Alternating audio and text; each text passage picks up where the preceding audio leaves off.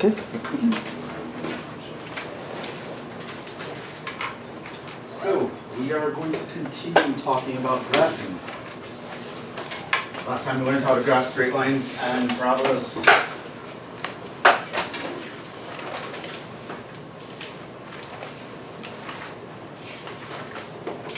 Let's talk about graphing polynomials in Jhevon.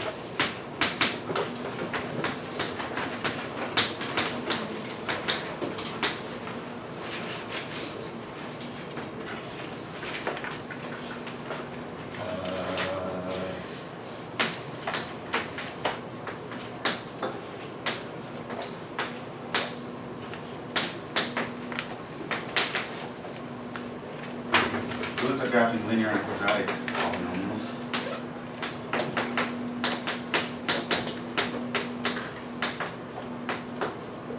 Here's what to do otherwise.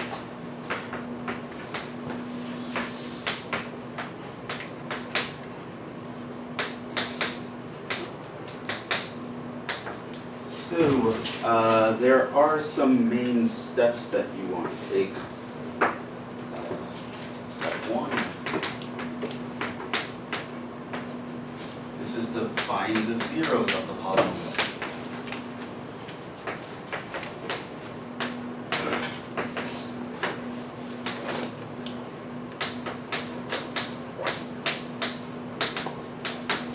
So that'll be step one.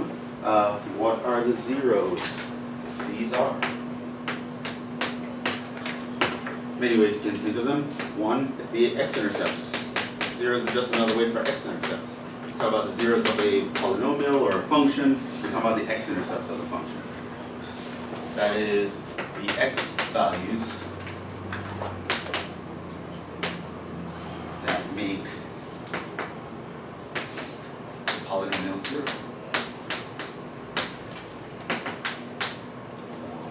Those are called the zeros of the function.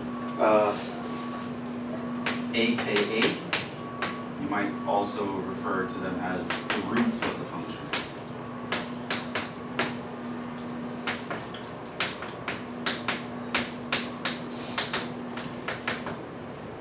So they talk about the zeros of something or the roots of something. They're talking about the X-intercepts. What are the X values that make the function zero? You need to find those values. And I know we've been mentioning the word functions and we never really talked about it. Probably start talking about functions today. Step two. You're going to test the intervals. Similar to how you would test them when you're checking the solutions to an inequality. We're going to plug in numbers in between the zeros.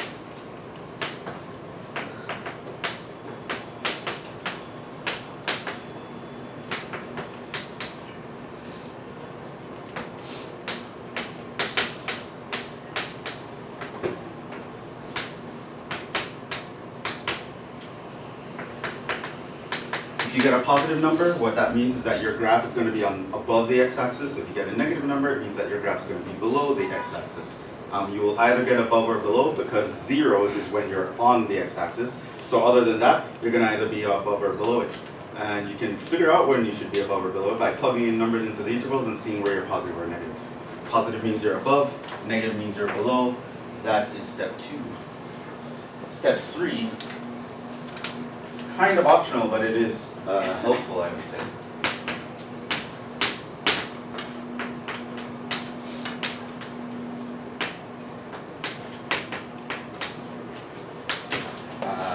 Pay attention to what's called end behavior.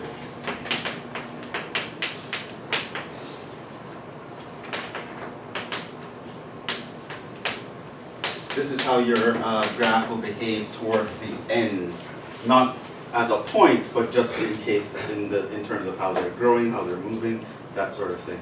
Now, to that end, there are two main things that you want to know the end behavior of when it comes to polynomials. And that is just the x to the n. So if you have x to the n, so this is the highest degree.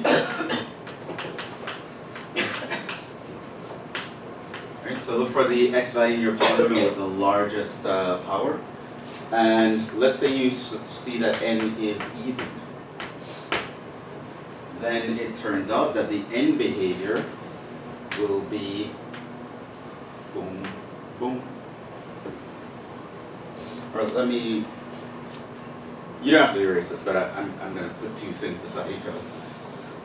So if you're looking at x to the n, where your n is even,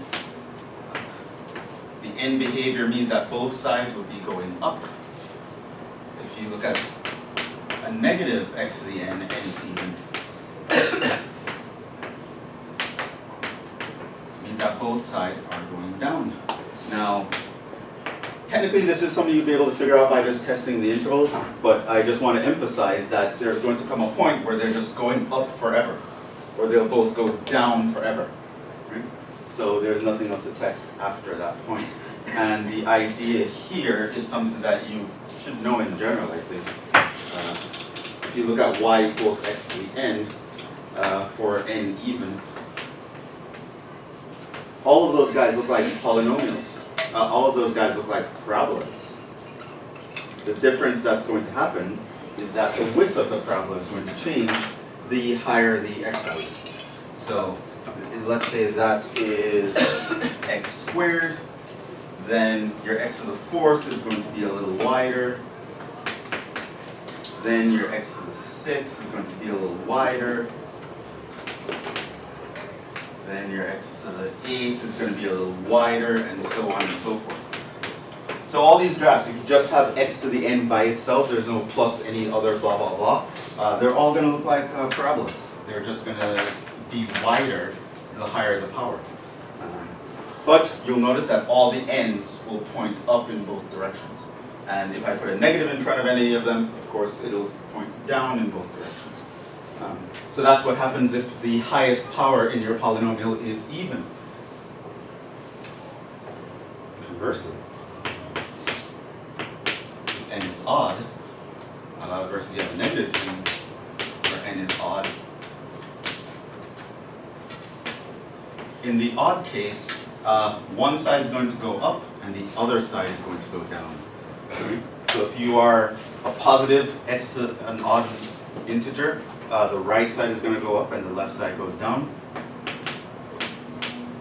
And if you're a negative odd integer, that flips. The right side is going to go down, the left side is going to go up. And something you can know in general, like if you're looking at y equals x to the n, n is odd, those guys all look like what x cubed would look like, except again, they will get wider. So that here is your x cubed, and if you have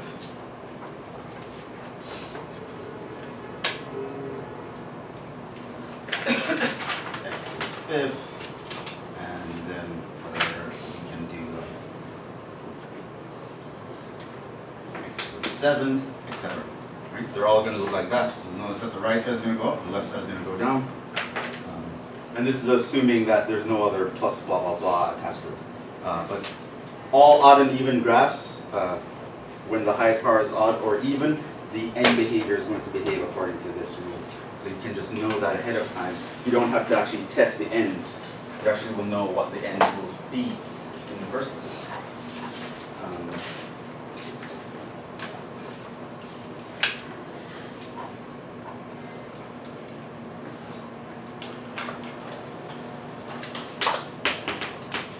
Except for really optional, like if you don't do this, I will not care at all. Pay attention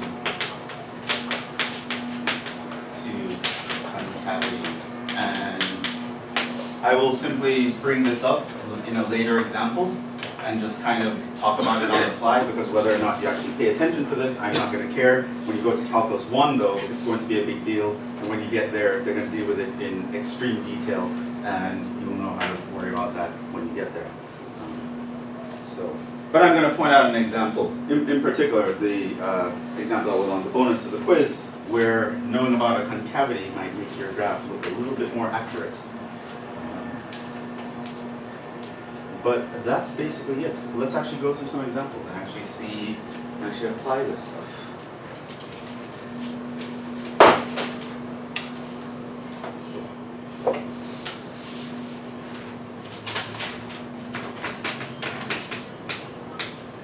We are going to sketch the following graphs.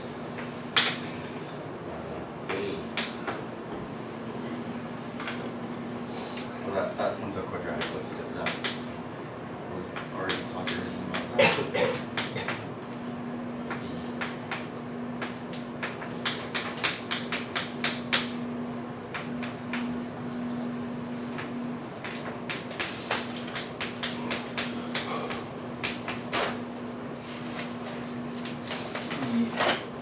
And this was on the quiz. It was I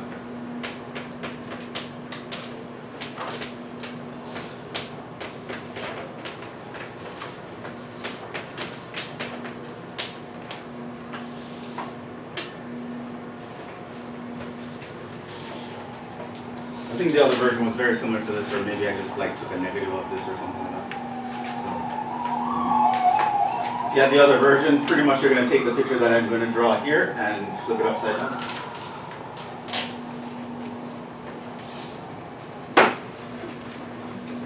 So let's go through A together to see what we're talking about. Okay, so step 1, zeros. Zeros means X-intercepts. How do I find X-intercepts? Set y equals 0, solve for x. How do I solve for x? Factor x3 minus 4x. Okay. So x squared minus 4. And then you can factor the inside of it. You get x minus 2 and x plus 2. So the zeros are 0, 2, and minus 2. I would also notice the 2. Well, I'll do on graph. I'll do on the graph. So I'm going to test the intervals on the axes, but I can also know 3 about the end behavior. How do I expect the ends of this one to behave?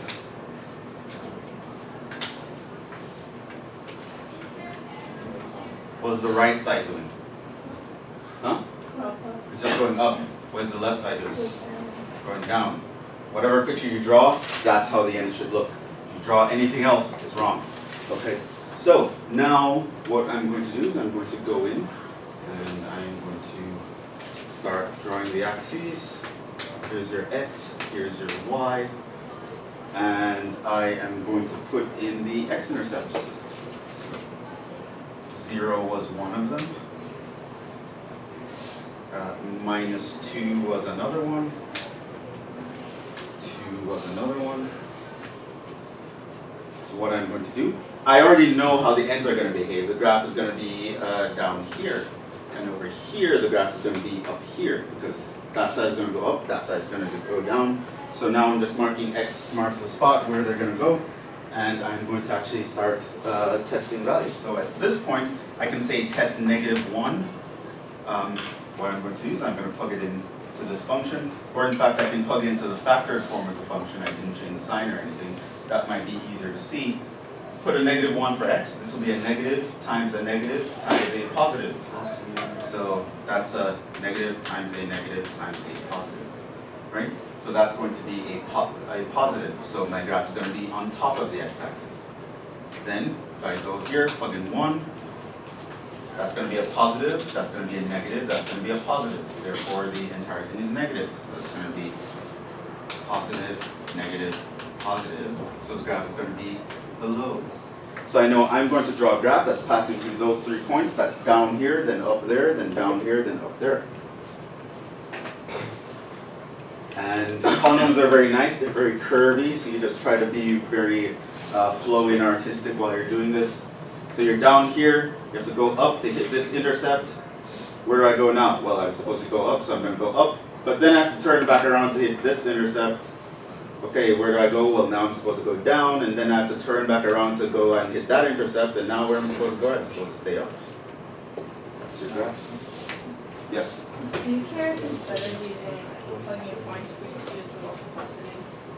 You know, like 1 you go through, 2 you touch it, and 3 you go through the division? That's the step 4 that I was talking about. Okay.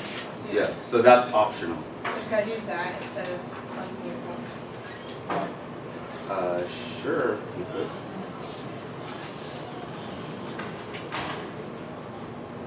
So, yeah, so that is going to be what's going on. So, in test numbers, know where your graph should be, and you just draw a wavy line that goes through all the points that it should go through, and then is in each position that it should be in. That's basically it. And in pre-calc, you won't be required to draw a graph in any more detail than that. So in Calc 1, yes, but in pre-calc, no. That's it. That's graphing. I have a question. Yes. How do you know whether to go with the number that you put? Because when I plug this in, I get a positive number, so I know it's above. If I plug in a 1, I get a negative number, so I know it's below. Right? So if I plug in a 1 here, that's 1 minus 4, it's negative 3. So when it's at 1, this is at negative 3. And so on and so forth.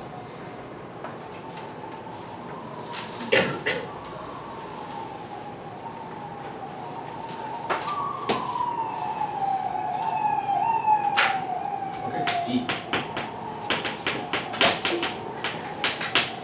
How do I do this? First step. Find the zeros. How do I do it? What? Factor out an x squared From what? from x to the 4th minus x squared. Set it equal to 0. Set it equal to 0 is the first step. You have to have something to factor things out of. That's the equation that we want to solve. So to factor out an x squared, you would get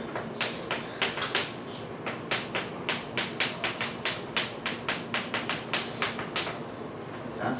So at the end here you get x equals 0, here you get x equals 1, here you get x equals negative 1. So those are your 3 guys. 2, I'm going to do on graph, I'm going to do the testing. 3, what's the end behavior? Huh?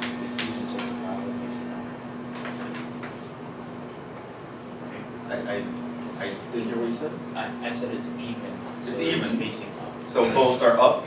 So not only is it even, but there's a positive coefficient. So both are up. So I know this end points should look like that. The end lines, the end behavior.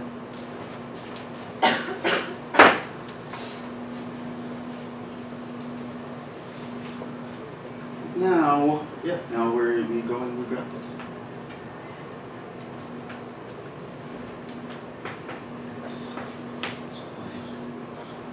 I'm going to put these guys in. So that's the 0. This is the -1. This is the 1. I already know what the ends are going to look like. They should both be up here. But what's going on in the middle? So I can plug in an inside value, like -1/2. I can plug it into the factored form. Notice that a part of this is squared, so it's never going to contribute a sign, so I can kind of actually ignore that. If I plug in -1/2 here, that's negative. Plug in -1/2 here, that's positive. It's going to give you a negative times a positive. Therefore, it is negative, so you should be down here. And I can do the same thing with +1/2. Ignore that because that's always going to be positive. Plug in +1/2 here, I get negative. Plug in +1/2 here, I get positive.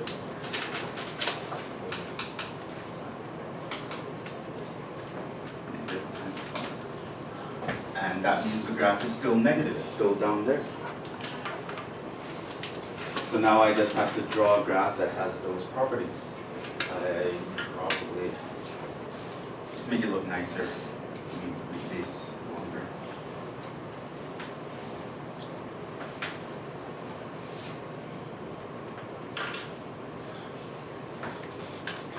So now I just want a graph that is in all those positions, passing through those 3 points, and looking very curvy. So we're up here, we're going to go down to hit that, but then we have to come up to hit that, Now, I want you to notice once we hit this, we are going to have to come back down. So I'm going to come up here and touch it and come back down. And then I'm going to go back up. You don't touch in a sharp corner, it's always wavy. Polynomials are very nice, they're always going to be very wavy. So you're not going to do that, right? That sharp corner, a polynomial is not going to have that, right? Be very wavy. Everything is very smooth and bubbly with a polynomial. And so that will be the graph, it'll look like a W.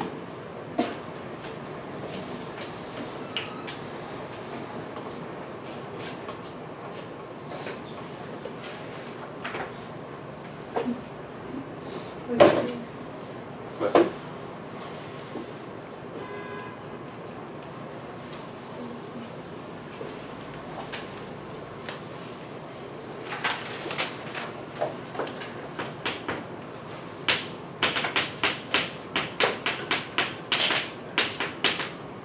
Okay, first thing.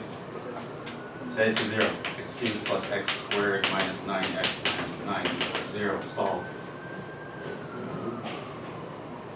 Can you talk about moving? Right, by grouping. First pair. X squared plus 1. No, yeah, close. Huh?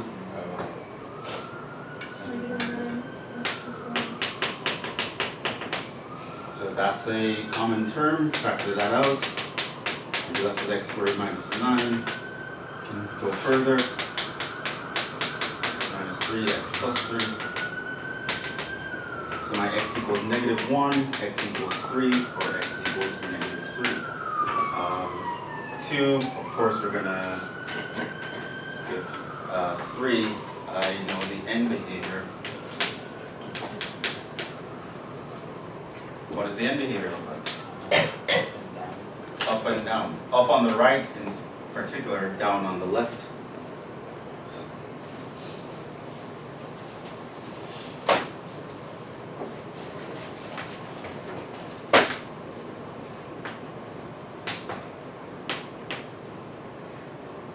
Put all these numbers in. So there's a minus 1, a minus 3, positive 3.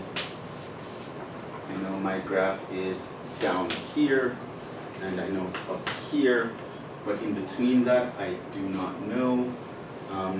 So I'm going to plug in a random number in between these, say minus 2. Plug in a minus 2 here, I get a negative, negative, positive. Negative times positive is positive, so the graph should be up here in between that interval. I'm just asking, so like the number, the variable that has the, so in this case, the variable that has the highest coefficient, that's what you use to determine the graph. The end behavior. Yeah. So I just look at the biggest guy. Okay. 3 is the largest one. That's odd. Okay. Yeah. The others, they don't matter. When it comes to determining the end behavior, you look at the highest power of x. Okay.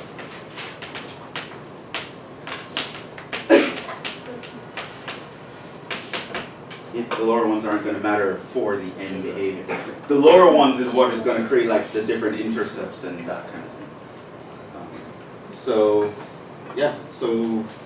plug in a number in between here.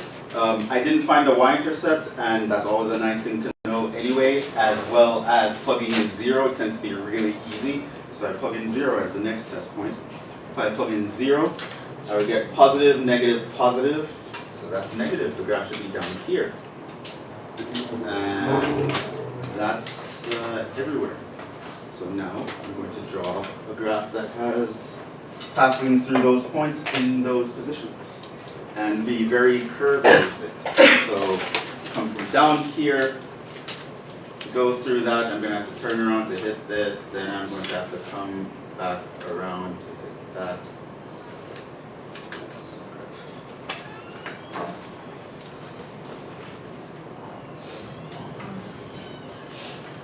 And you could find a specific point here. It's actually probably, it's not going to be that bad. Because if I plug in 0, that's just a 1 times a minus 3 times a positive 3. So this is actually minus 9 here, this location. So if you're asked to find all intercepts as a part of the problem, you should also find that minus 9. Yes. For the X on the other side, you didn't have to touch it. The first X. On the top. Which x? No, This? the one next to it. What x? On the side, the -3 and -1. Above. Yeah. You don't have to It's- go all the way up. No, it's just like me cueing myself to know that I should be up here versus down here. It's just like X marks the spot. I should be up in this region, like you don't have to hit a certain point or anything. And a lot of times at this level, you're not going to know a lot of the specifics anyway. Like, is the lowest point happening after this or before this? You don't know. Like, if you as a student were to draw it looking like this instead, I'd still give you full credit at this point. Right? Okay. There's no way for you to actually know all the specific points. In calculus, they're going to expect you to know because they're going to teach you how to find these points. But yeah, you have some leeway here. As long as you find the important points, you draw through those important points, and you're in the right location. You're above the x-axis when you should be. You're below the x-axis when you should be. I'm happy with that. What? No, nothing. That was me. Yeah, at this point we don't know enough to draw it in much detail anyway, so things like that you don't have to worry about.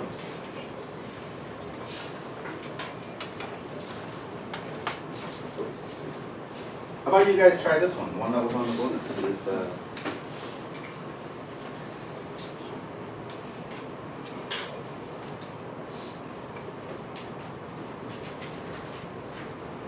like 3 minutes on that, even though you guys were already see it. 2 minutes. So if you didn't get it now, hopefully with what we've done so far, you should be able to get it.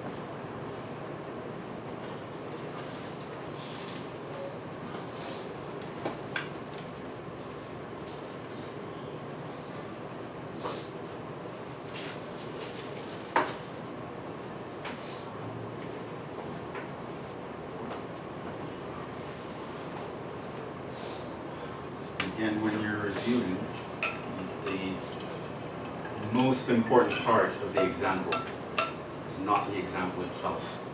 The most important part of the example is the actual strategy, the pieces. So you should know, first I find X-intercepts. Then I'm going to test intervals. I mean, the way we've been doing it, technically we've been doing this first, but whatever.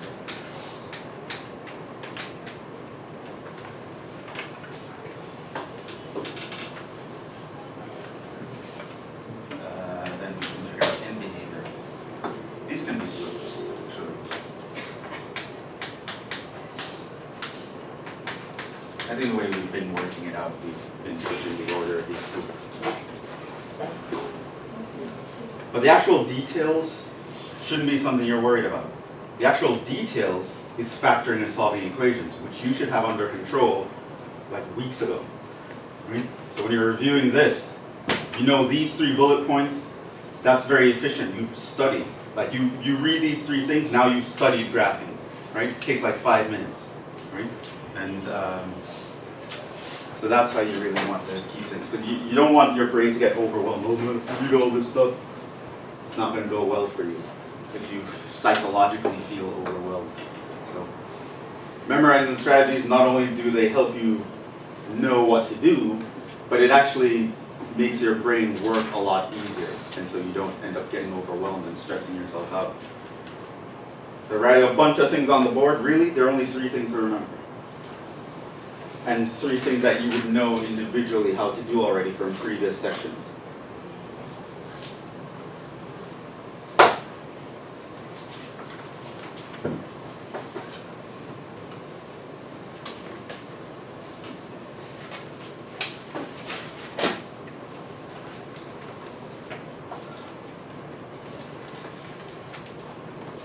So sometimes you see those kids, you're struggling and you're studying for like 2 weeks straight for this exam, and they just flip through their notebook in like an hour and they get an A and you get like a C or whatever. You're like, damn them, they're so smart. They're not smart.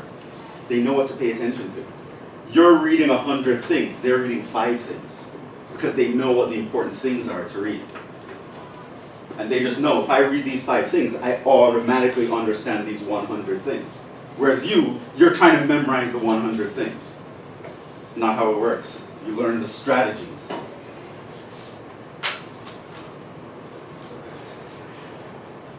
So, first thing. Go, first thing. Intercepts, how do you... So, you find the X-intercept. So, how do I solve this equation?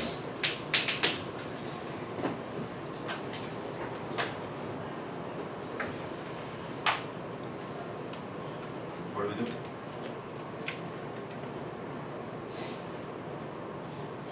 Where are the solutions? Huh?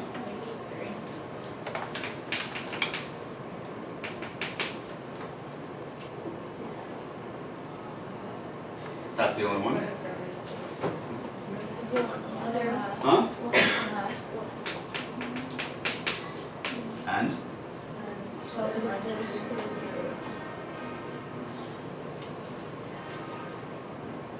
What?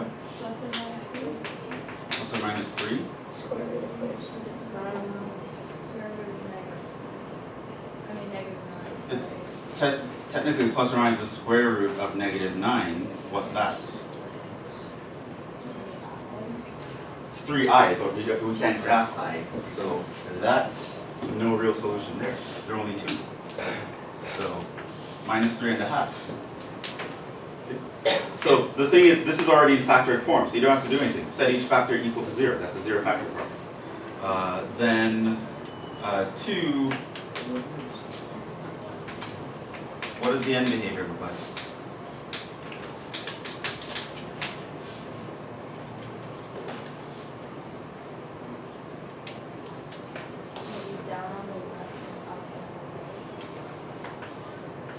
Down on the left, up on the right. Why? How do you know that? Because the biggest like exponents raised, so No. Not how.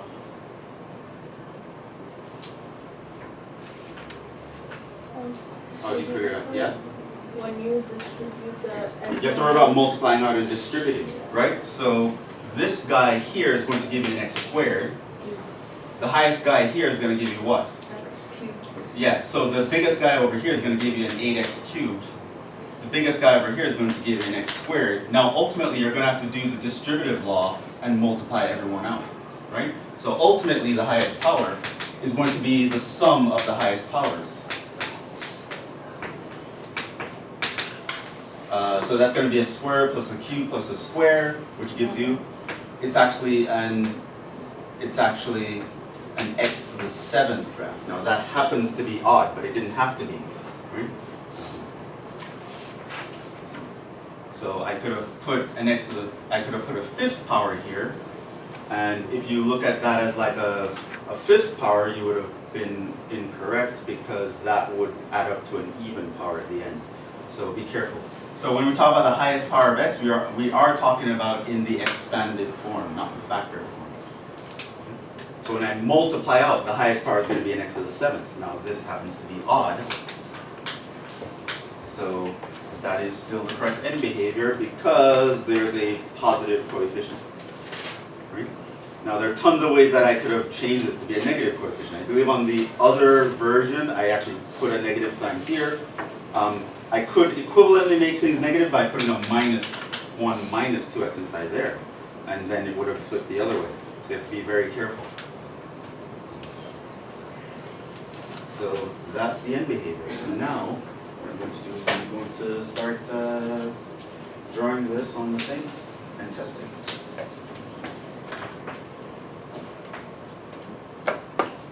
So -3 is going to be one thing. +1/2 is going to be another thing. Those are the only 2 intercepts.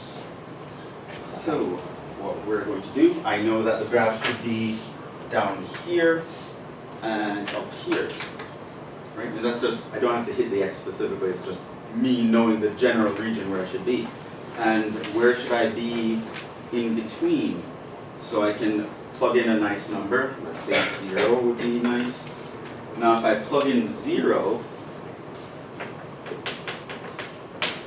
the y is going to be 2 times 3 squared times -1 cubed times 9. So that's -2 times 3 squared is 9 times 9, that's 81. What is that? Huh? -162. So this is going to hit the y-intercept way down here at -162. So you got the y-intercept. So now I just need to graph through all of those things. And yeah, so I need to be down here. I need to continue being down here because I'm still down here. Right, so I'm below the x-axis this whole time, but I go up to touch this and come back down, and then I have to pass through this and pass through that, and then keep going up. So it is going to look like this. Okay, so now here's the thing that I was talking about, the concavity. The thing is here, when this is a cubic factor, it behaves like y equals x cubed. So when it passes through the line, it passes through it like in a squiggly kind of way. So you can pass through this like that. It's gonna have like a little squiggle. Now, as I mentioned, at this point, I don't care if you get that little squiggle. Like if you just did that, I'd be fine. But technically, if you were to like plot it on a computer, the computer will put a little squiggle there. Because as it's passing through that point, it's behaving like a cubic graph, and we know that all the cubic graphs look like that.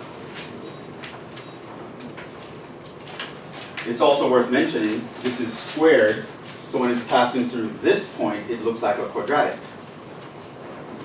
Passing through this point looks like a cubic. But yeah, that level of detail, I'm not going to actually care if you do it. So, you can if you want. Brownie points. So that's what the actual graph in the quiz would look like. And the other version is pretty much this flipped upside down.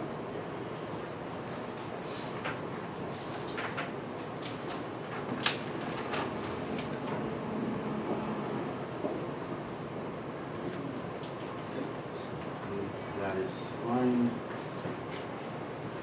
So, once you know these three things, you know how to graph in theory.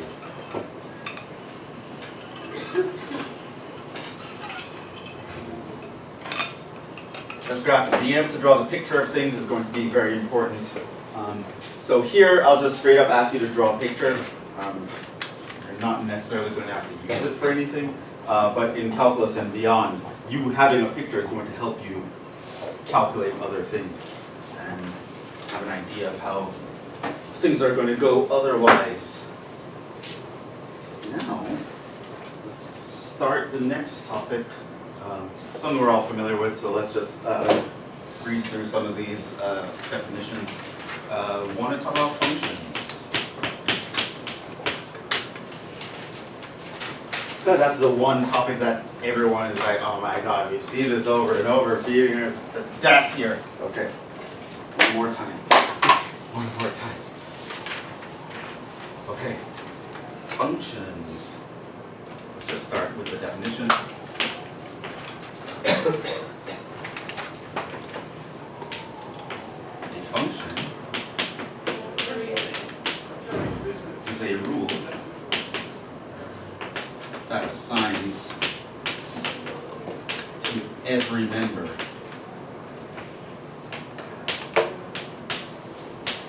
of one set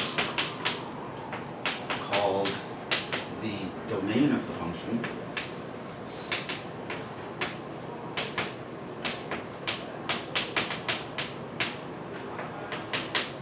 exactly one member in another set. This other set is called the codomain of the function.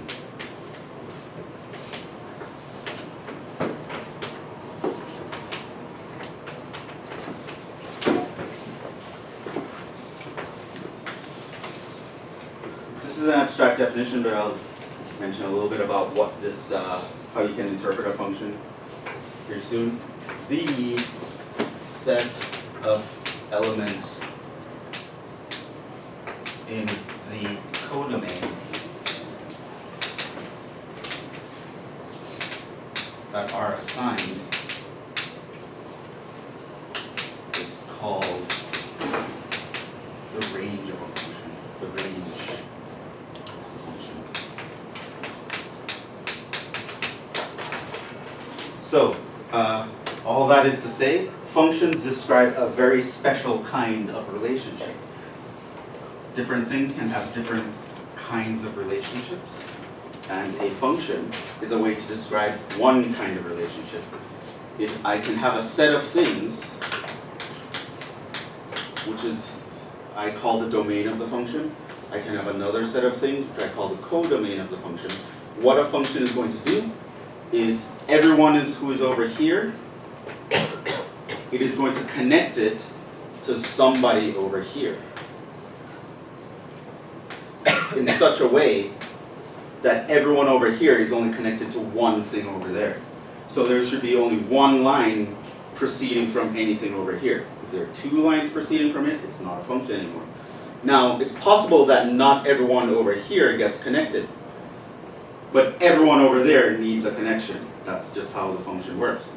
So, we have a special name for the things in the codomain that actually do get connected to something in the domain. Those guys are called the range.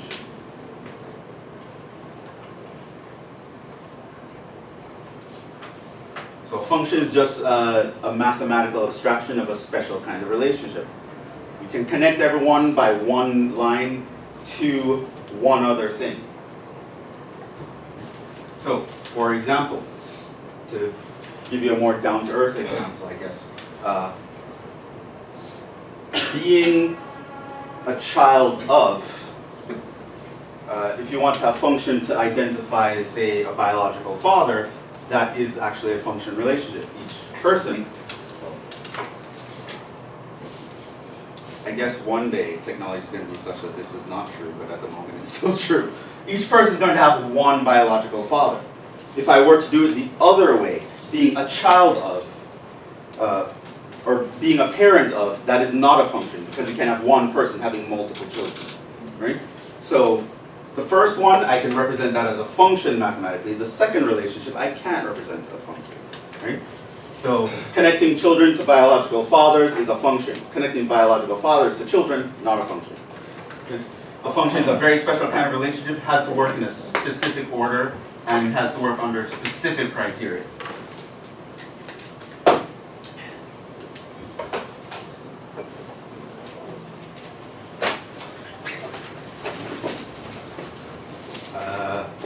What else?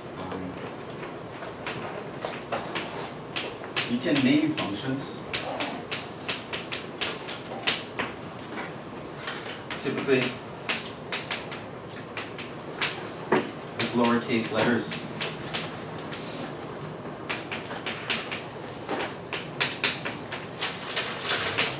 Like F is a common one, but it doesn't have to be F. F is a very common one to talk about. And we use the notation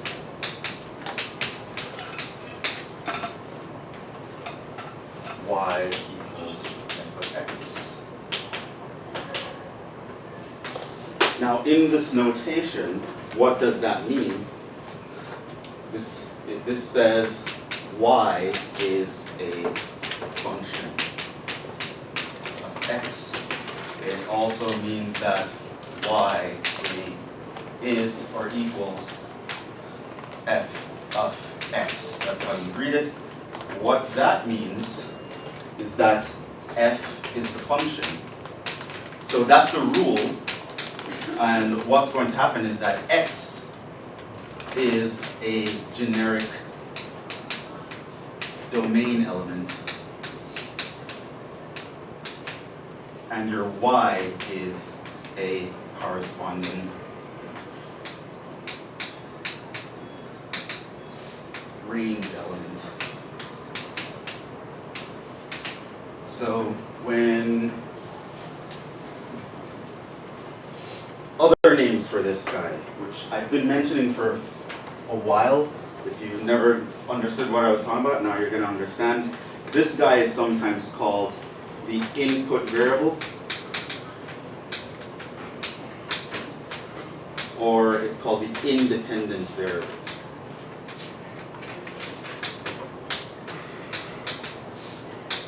In calculus, knowing who's the independent variable is going to be a very important thing to be aware of at all times. This is called the output variable, or affectionately known as the dependent variable.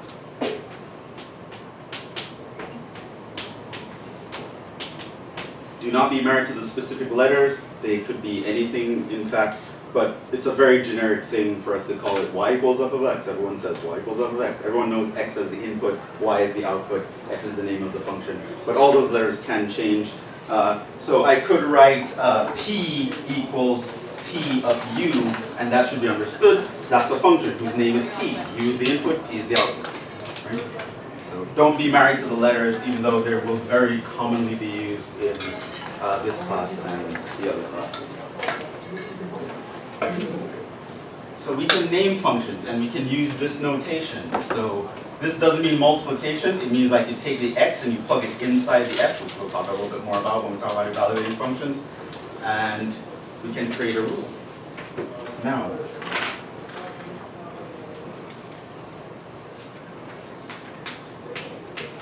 ways to represent functions.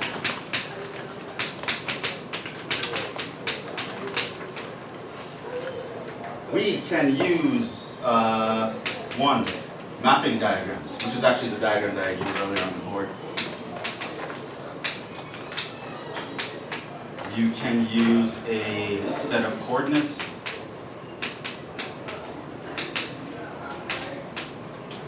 You can use a verbal description. That's where your word problems come from.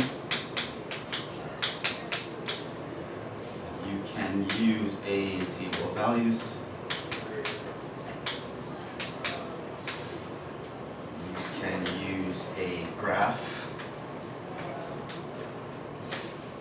and you can use a formula,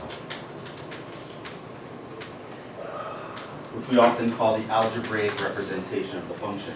Now, for us, these two happen to be the most useful representations of a function.